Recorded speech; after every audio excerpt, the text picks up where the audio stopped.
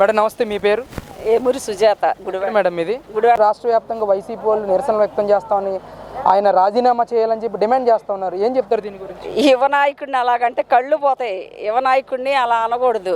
కాబోయే సీఎంకి మేము నీరాంజనాలు పలుకుతున్నాం. మేము వీళ్ళెవరు అసలు మాట్లాడతా కూడా అర్హత లేని మనుషులు మాట్లాడితే కుదరదు. అభివృద్ధి అంటే మన కూటమి ప్రభుత్వం, యువ నాయకుడు బయలుదేరాడు, అన్నీ సక్సెస్ అవుతున్నాయి. ప్రతిపక్షం ఎన్ని మాట్లాడుకున్నా కానీ అన్ని 15-20 సంవత్సరాలు మళ్ళీ ఇదే కూటమి ప్రభుత్వం, ఇదే తెలుగుదేశం అదే బాటలో నడుస్తుంది. అంటే మరి ఇక్కడ డిఎస్సిలో అక్రమాలు జరిగాయి, 10 నుంచి 15 లక్షల వరకు పోస్టులు అమ్ముకున్న నారా లోకేష్ అని చెప్పేసి కూడా పెద్ద ఎత్తున మాట్లాడుతున్నారు వైసీపీ వాళ్ళందరూ. దీనికి ఎలాంటి సమాధానం చెప్తారు? స్కామ్ చేసేది వాళ్ళు, లిక్కర్ స్కామ్ చేసేది వాళ్ళు. అభివృద్ధి కార్యక్రమంలో యువ నాయకుడు బయలుదేరి అసలు మరి అట్లా స్కామ్ చేస్తాకి ఏమన్నా అమ్ముకుంటాకి ఏమన్నా చదువు చంజా లేకుండా డిగ్రీలు లేకుండా వచ్చిన వాళ్ళకి ఇస్తారు ఉద్యోగాలు. నువ్వు అభివృద్ధిని చూసి వార్చలేక అలా మాట్లాడతారు. గొడ్ల పార్టీ అంటే అందరికీ తెలుసు, నరుక్కుంటా పోతాం. అసలు దీన్ని విమర్శిస్తాక కూడా ఆయనకి ఎలా నోరు వస్తుంది? డిఎస్సి అంటే డిగ్రీ, అసలు ఆ పోస్ట్ గ్రాడ్యుయేట్ అందరికి వచ్చేది. దీంట్లో స్కామ్ చేస్తాక ఏముంది చెప్పమనండి, నిర్ధారణ చేయమనండి. మా నాయకుడి మీద నిర్ధారణ చేయమనండి. అప్పుడు అసలు యువ నాయకుడిని అంటాకి ఆయన గోటికి కూడా సరిపోరు. అంటే సిబిఐ ఎంక్వైరీ వేయమని చెప్పేసి అడుగుతా ఉన్నారు వైసీపీ వాళ్ళందరూ కూడా. ఏం చెప్తారు? వేయమనండి, నిర్ధారణ చేయమనండి. వాళ్ళు దేంట్లో చంద్రబాబు గారిని అరెస్ట్ చేశారు, నిర్ధారణ తెచ్చుకోమన్నారు, అన్ని నిరూపించమన్నారు. చంద్రబాబు గారిని ఏం చేయగలిగారు? నిర్దోషిగా నిర్భయంగా బయటకు వచ్చారు. లోకేష్ బాబుని అంటాకి ఎన్నో చేశారు. అయినా కానీ జయం మన వైపు ఉంది కాబట్టి లోకేష్ బాబు యువ నాయకులు కాబోయే సీఎం బయలుదేరుతున్నాడు. అది గుండెల్లో దడ పుడుతుంది. దడ పుట్టి ఆ విధంగా రెడ్ బుక్ తీసేదాకా అంతే. రెడ్ బుక్ ఆల్రెడీ నడుస్తుంది అంటున్నారు, అక్రమ అరెస్టులు చేస్తున్నారని అంటున్నారు.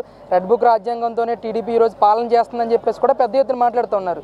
ఆ రెడ్ బుక్ గురించి మాట్లాడే ఇది కూడా వాళ్ళకి లేదు. ఎందుకంటే ఒక్కొక్కళ్ళ లీస్టు యమధర్మరాజు దగ్గర ఎలా ఉంటుందో ఆ విధంగా రెడ్ బుక్ మా దగ్గర ఉంది, మా నాయకుడి దగ్గర ఉంది, తీస్తాడు. తొందరపడొద్దు మీరు. తొందరపడి ఏ మాత్రం కూడా టంగ్ స్లిప్ అయిందా ప్రజలే మీకు గుణపాఠం చెప్తారు. లేడీ కార్యకర్తలే మీ మీదకి వచ్చి చేస్తారు. ఎలా చూడొచ్చండి, ఎందుకని ఆరోపణలు వస్తున్నాయి నారా లోకేష్ మీద? నిజంగా ఆయన అవినీతి చేశాడంటారా? నిజంగా డిఎస్సిలో అక్రమాలు జరిగాయి అంటారా? అసలు మీ అభిప్రాయం ఏంటి ఒకసారి మహిళగా? లేదండి, డిఎస్సిలో అసలు అక్రమాలు జరగటానికి అసలు ఐటీఐ మినిస్టర్గా ఈయన వచ్చిన కాడి నుంచి విద్యార్థులు కానీ ఎంత సంతోషంగా పండగలు చేసుకుంటున్నారు. మరి జగన్మోహన్ రెడ్డి గారు ఉన్నప్పుడు డిఎస్సి మినిస్టర్ ఎవరండి? అసలు ఆ పేరు మాకు తెలియని కూడా తెలీదు. మరి ఇప్పుడు యువ నాయకుడు మరి ఇట్లా చేస్తుంటే మరి ఆయన మీద అపనిందలు వేస్తాకి అది సరికాదు. నోరు అదుపులో పెట్టుకొని మాట్లాడారు. సంస్కారంగా మాట్లాడితే సంస్కారంగానే మా జవాబు వస్తుంది.